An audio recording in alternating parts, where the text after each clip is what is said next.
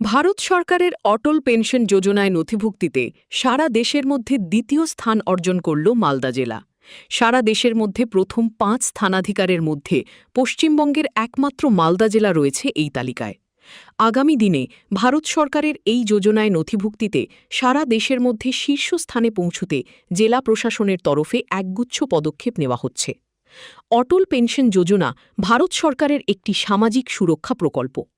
১৮ থেকে ৪০ বছর বয়সী ভারতীয় নাগরিকরা শর্ত সাপেক্ষে এই প্রকল্পে নাম নথিভুক্ত করাতে পারেন।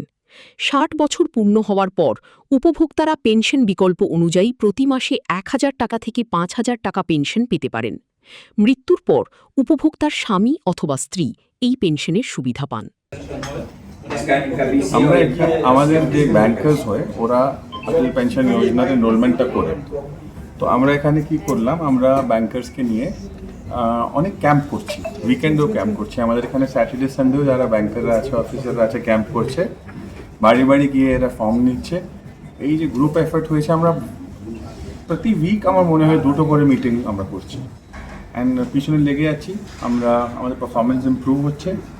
আজকে আমরা ন্যাশনালি সেকেন্ড র্যাঙ্ক পেয়েছি। র্যাঙ্ক এত গুরুত্ব হয় না, কিন্তু যেহেতু আছে তো সবাইকে মোটিভেট করার জন্য আজকে আমরা দেখলাম কোন ব্যাংকের করেসপন্ডেন্ট বেশি ভালো কাজ করেছে, ওনাদেরকে একটা অ্যাওয়ার্ড দেওয়া হয়েছে অ্যাজ এ সার্টিফিকেট। অ্যান্ড প্রত্যেক মাস আমরা এইভাবে একটা ফেলিসিটেশন স্টার্ট করব। অ্যান্ড যে কোনো র্যাঙ্ক আসুক, আমরা এম করছি ন্যাশনালি ফার্স্ট আসার জন্য। যে কোনো র্যাঙ্কই হয়, আমার খুব ভালো লাগছে কি আমরা মালদাতে কিছু ভালো কাজ করতে পেরেছি। একই সঙ্গে সামাজিক সুরক্ষার ব্যাপারটা কতটা নিশ্চিত হচ্ছে এই অটল যোজনা? আমাদের এখানে ফাইন্যান্সিয়াল ইনক্লুশন যেটা হয় ওটা নিয়ে আমরা অনেক চেষ্টা করছি, ক্যাম্পস করছি। আমাদের বর্ডার গ্রামতে, ব্লকতে আমরা অনেক ক্যাম্প খুলেছি, অ্যাকাউন্ট খুলেছি। যখন আমাদের ব্যাংকিংটা বাড়বে, নিশ্চয়ই আমাদের সামাজিক সুরক্ষাও বাড়বে। যতগুলো স্কিম হয়, এখন তো ডিবিটি হয়, তো আমাদের অনেক পাবলিক ছিল যার জেনুইন ব্যাংক অ্যাকাউন্ট ছিল না।